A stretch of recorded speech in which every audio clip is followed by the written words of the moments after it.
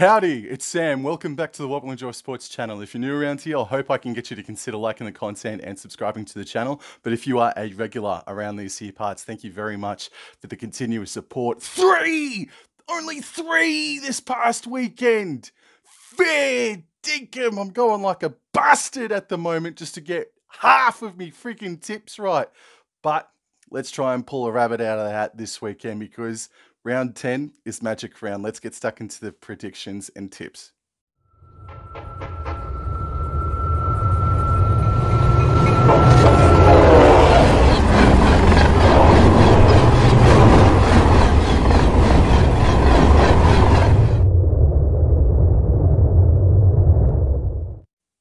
Magic Round kicks off on Friday night, and there are two games at Suncorp that evening. And the first game to kick it all off is the Canterbury Bankstown Bulldogs hosting the Canberra Raiders. The Bulldogs are $2.40 outsiders, whereas the Canberra Raiders are $1.58 favourites. This will be the 72nd meeting between the two sides, with the Bulldogs leading the way with 37 wins and 34 losses to the Canberra Raiders. This will be the second Magic Round matchup between these two clubs, and it was the Raiders that won last time. And as a matter of fact, the Raiders have actually had the wood on the Bulldogs big time over the years. They have won their past 6 encounters in a row that dates back to 2017.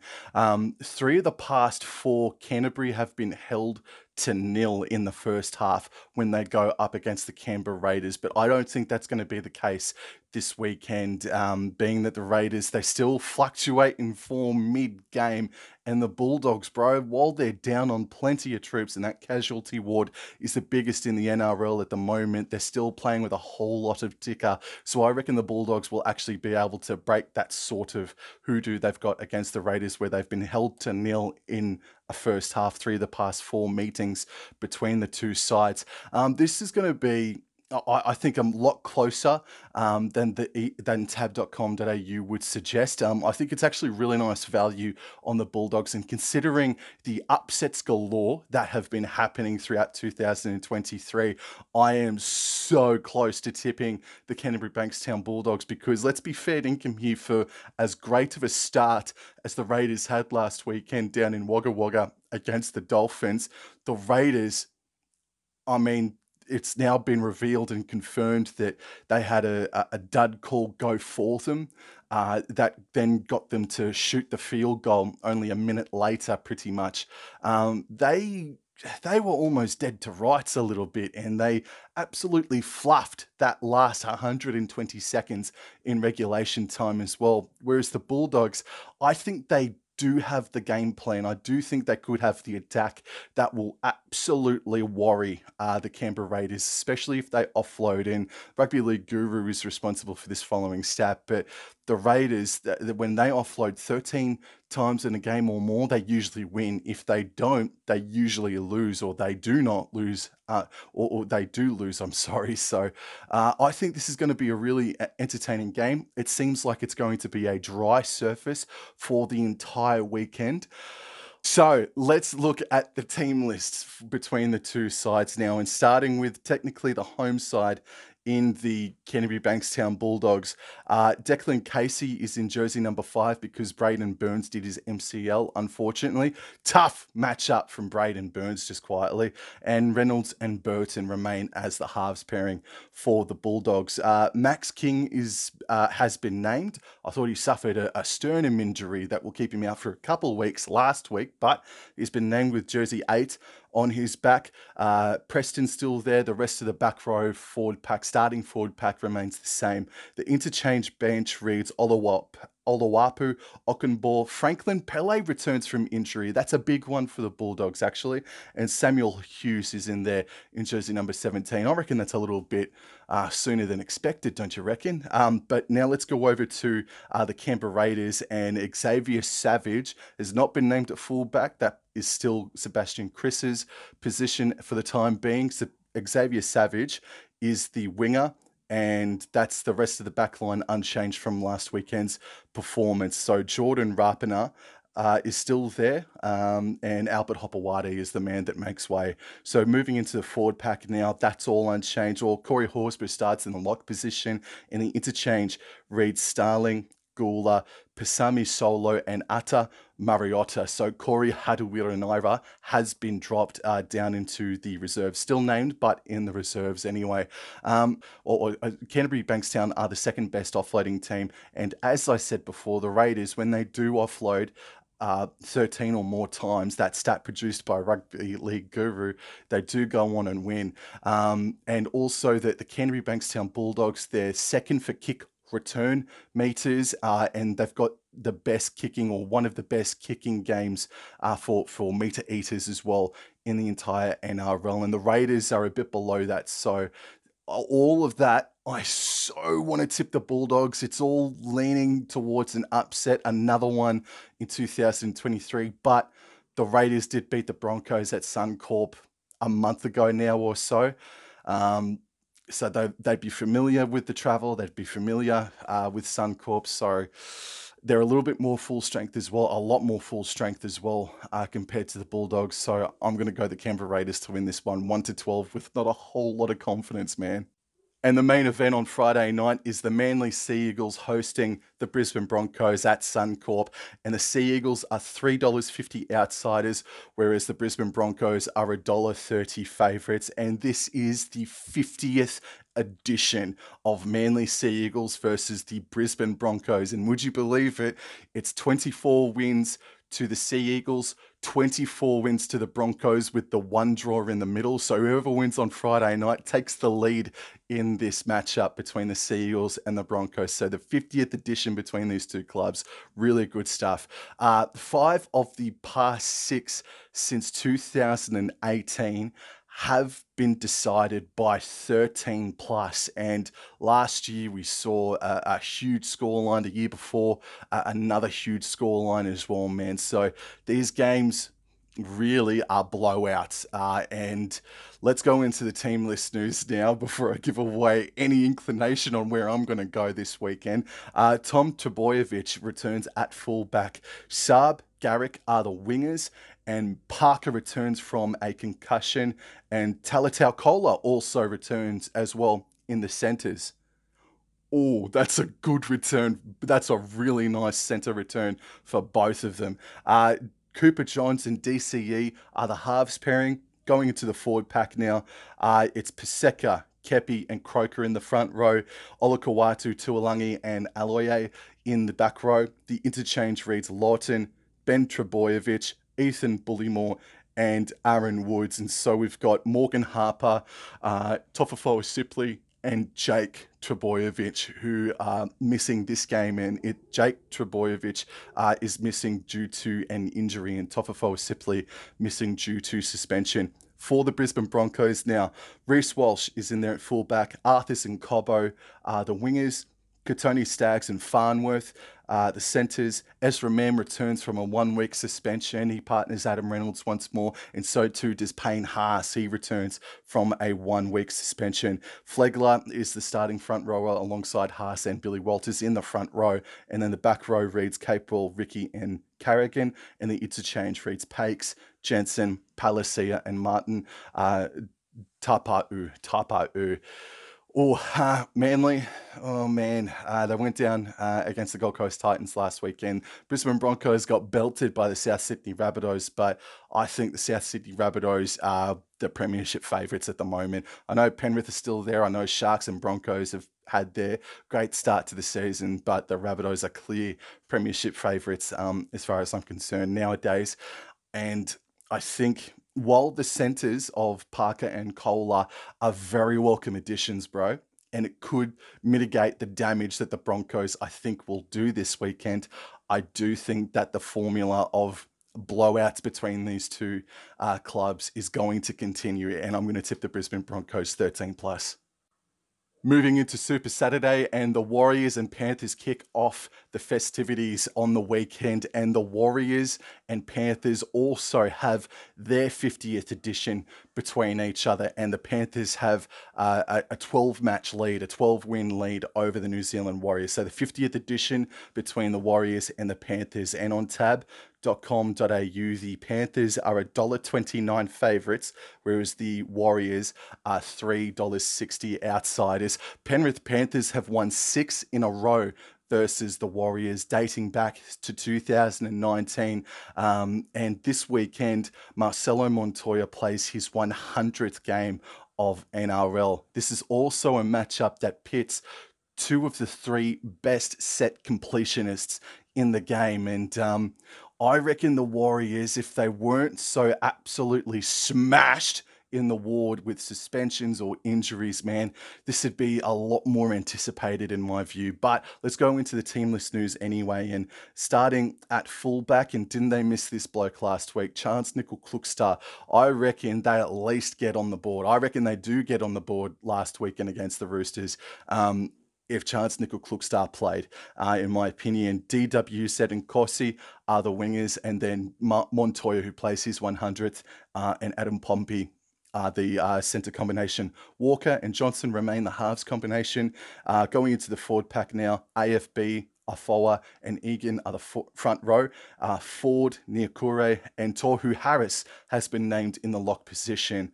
Man, is he going to be 100%? If he's not even 90%, bro, just let him rest, man. He's been, oh, man. The interchange reads Sirinen, Curran, Sifakula, and Tom Arley. And I'm just looking at the reserves, and there's still no sign of Luke Metcalf, unfortunately. He is going to, oh, gee whiz, I hope he hits the ground running when he returns to first grade. He's got to be in that side when he's fresh as a daisy.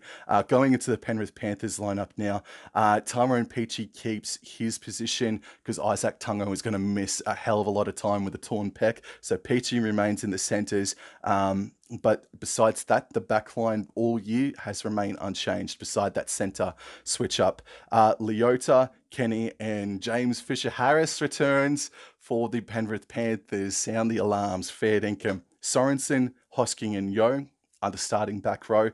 And then the interchange reads Luke, Lindsay Smith, Liam Henry, and Jamin Salmon. And Spencer Leniu, just quickly, has been named in the reserve. So he could be a late inclusion this weekend.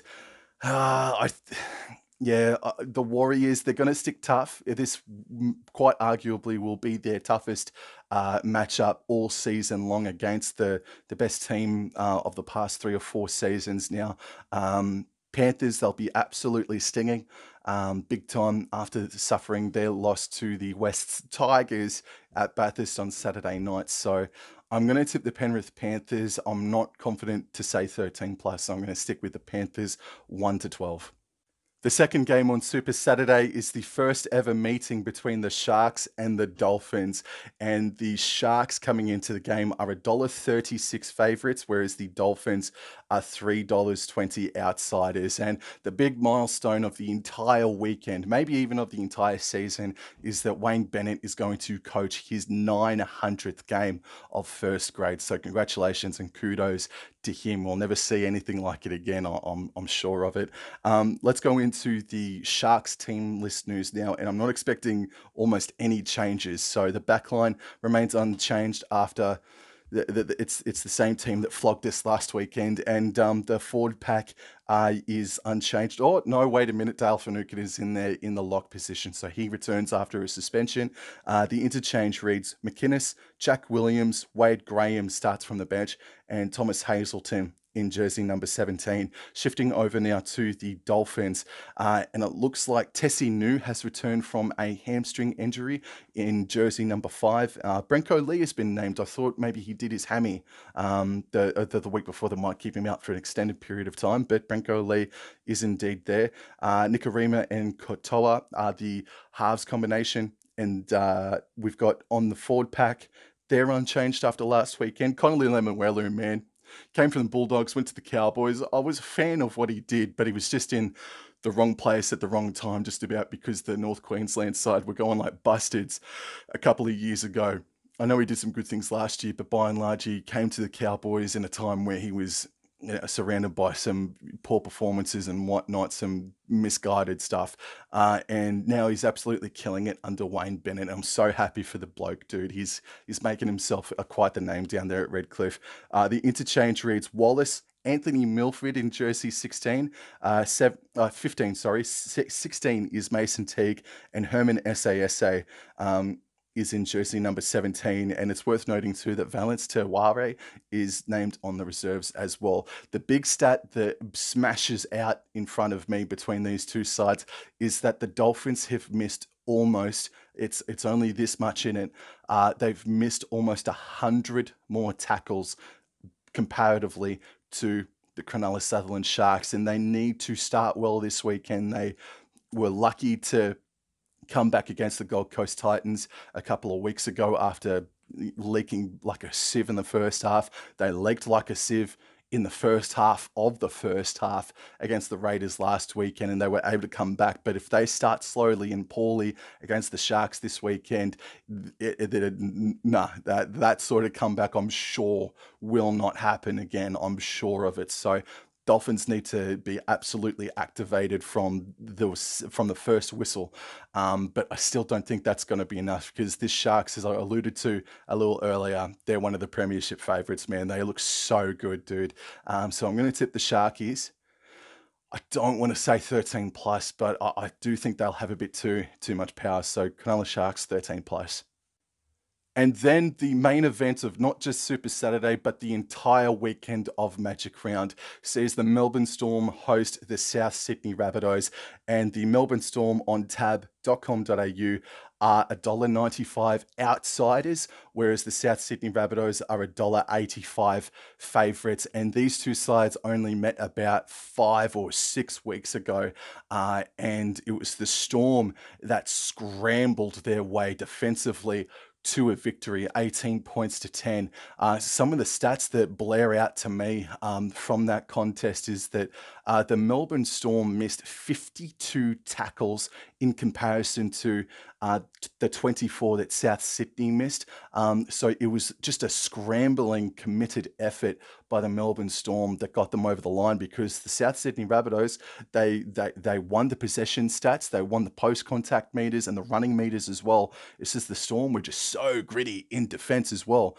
And also the other thing that sticks out to me as well is that the Melbourne Storm kicked for 400 more meters in that game, and they only had a couple of more sets of 6, or a few more sets of 6, than the South Sydney Rabbitohs did. So they kind of kicked them to death in that contest. And the other thing too that came into that game is that was the game where a lot of people went, Latrell, can you please do a little bit more? Well, he's freaking turned it on since that freaking game, hasn't he? Because the week after was his now famous Good Friday performance against the Bulldogs, where he went absolutely berserk, and he hasn't looked back freaking since as well, man. So he's going to be up for it. The South Sea Rabbitohs have played twice now at Suncorp over the past 3 weeks. This will be their third matchup at Suncorp in the past month.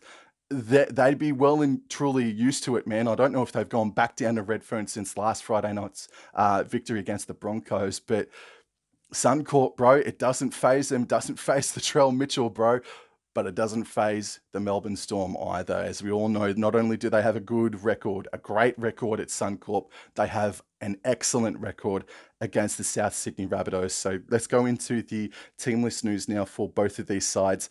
And it looks like it's all unchanged in the backline for the Melbourne Storm from last week's win. We've got Nelson Asofa-Solomona, Christian Welch, and Harry Grant starting in the front row. By the way, that was 2 weeks ago now since Anzac Day. Yeah, the Storm are coming off a bye, and their last game was at Anzac Day. The back row features Loiero, Katoa, and King, and the interchange reads Garlick, Penne, Eisenhuth, and Sims.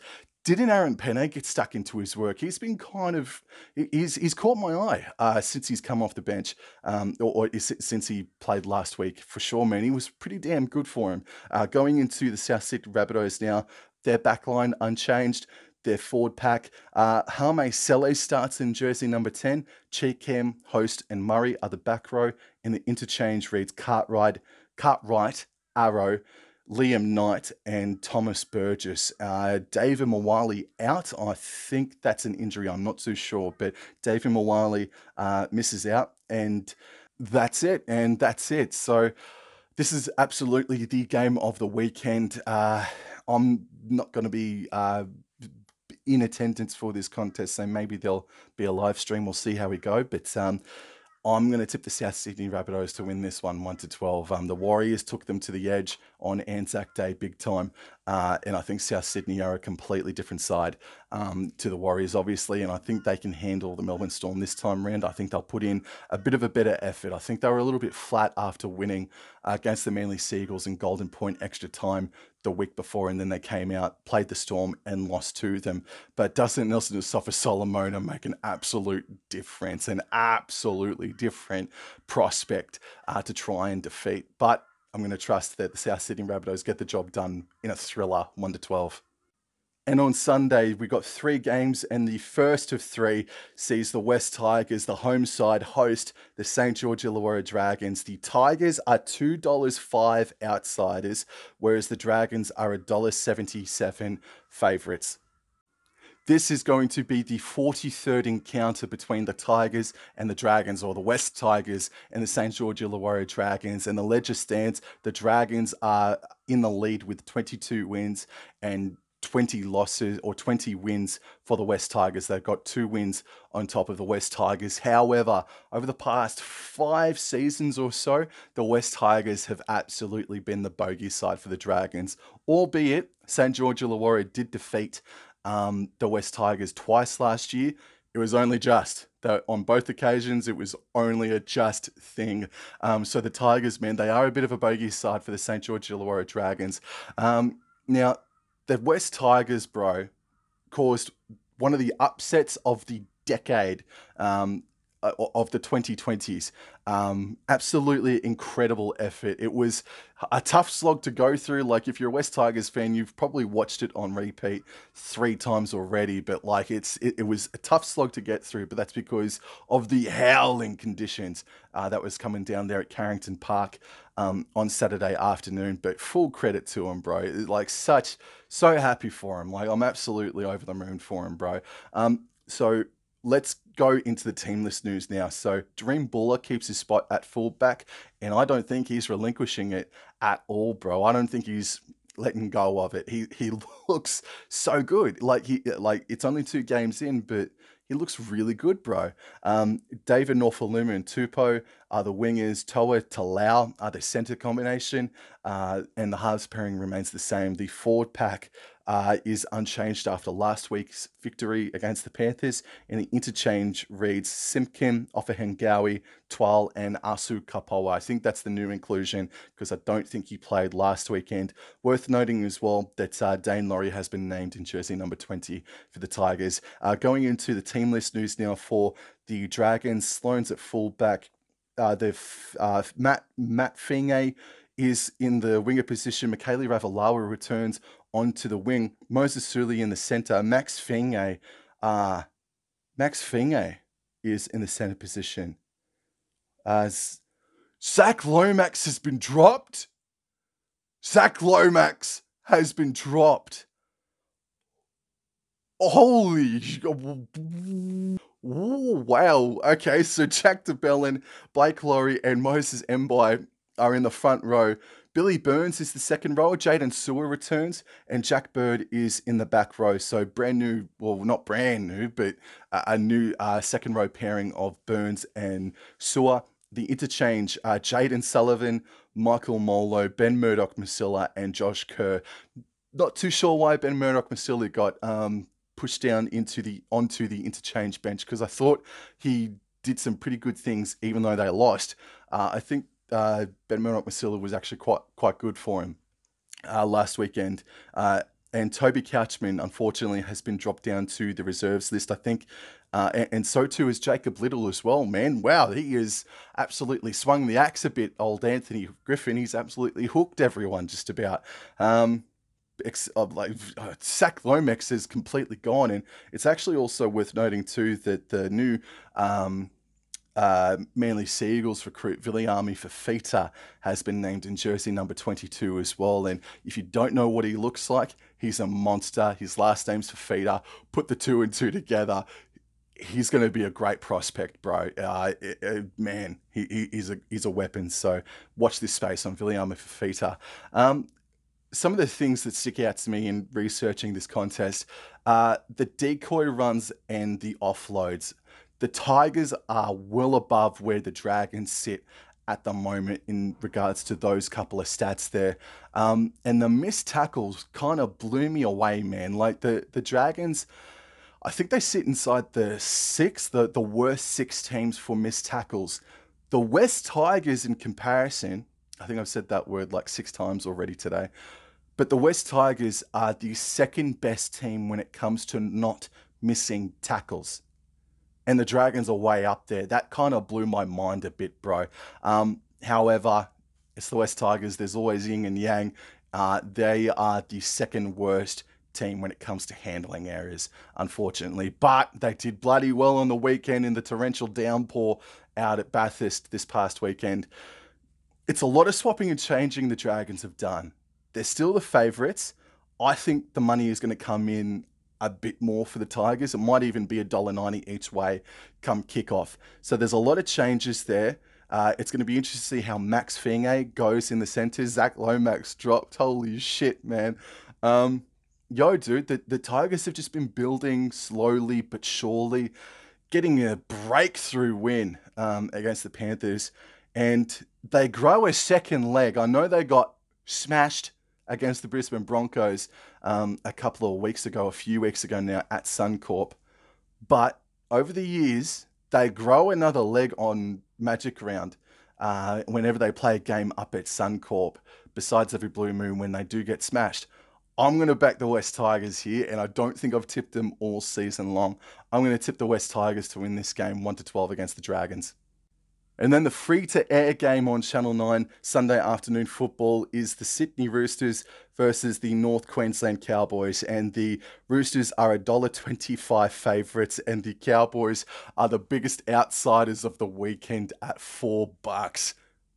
Oh, $4 outsiders. Like, when the draw was released, like, this shaped up as the game of the round back in November when the draw was first released. Like, oh, what a freaking shame North Queensland are in the conundrum that they're in again, man. Like, fair income. A lot of it's not their fault. Well, I don't know. They're injured so much. Like, their forward pack has been decimated. But let's go into the team list news now for the Cowboys. Scott Drinkwater, Kyle Felt, Holmes, the rest of the back line is unchanged. Why do I see Chad Townsend there in halfback when he came off reportedly doing his calf? Okay, so he's right to play. Fine, good, great. I'm just surprised that he's there. That's all. I thought he did in his calf. So Chad Townsend is playing halfback this weekend. The forward pack for the Cowboys, Heilum Luki returns after doing his hamstring in the loss to the Bulldogs, I think it was. So great timing there because Jeremiah Nene has been suspended for the next month because of a hip drop tackle. Jack Gajewski is the second rower in jersey number 12, and Ruben Cotter hopefully starts, but he is in jersey number 13, starting for the Cowboys. Jake Granville, Mitch Dunn, Jermaine To'unua-Brown, and Kuli Kefu-Fene-Fuiaki makes his first grade debut in jersey number 17. Yo, that makes him Cowboys 309 or 310. But congratulations to that young man. All right, we've got a bit of young blood coming through. And just looking at the reserves, Ben Hampton and Riley Price, Jake Burke was there. Taniela Drugu as well, man. Again, I've given up hope on seeing that bloke this year. And Tom Chester, he did his ACL. Oh, he did his freaking ACL in that second half. Poor bastard, fair dinkum, man. hope, oh, gee whiz, I hope he comes back next year, just guns are blazing. He's such a good prospect. Going into the Sydney Roosters team list now, and they are the home side in this one. James Tedesco is at fullback. Allen, Suoli'i Hutchison is in the centre position. Jackson Polo, Manu, and Kiri is in the back line. And the forward pack, Brandon Smith has been named. Thought he was going to miss this weekend because he got sent to hospital after the Warriors game, but he seems to be all right. Let's hope for no crocodile roll tackles this weekend, Brandon Smith. The interchange reads Jake Turpin in 14, Crichton, Tupanua, and Matt Lodge rounds out the bench, and Sam Walker and Nathan Brown have been named on the reserves list as well. Great to see Satili Tupanua coming back last weekend. On Anzac Day and then on Sunday, putting in a wonderful performance against the Warriors. It's great to see Satili Tupanua back in. I think the Roosters, besides one or two, they're just about the most full strength they've been in about 6 years, man. So they're good at the moment, bro, for the casualty ward. Finally, a bit of consistency. While defensively, they were great against the Warriors. They still,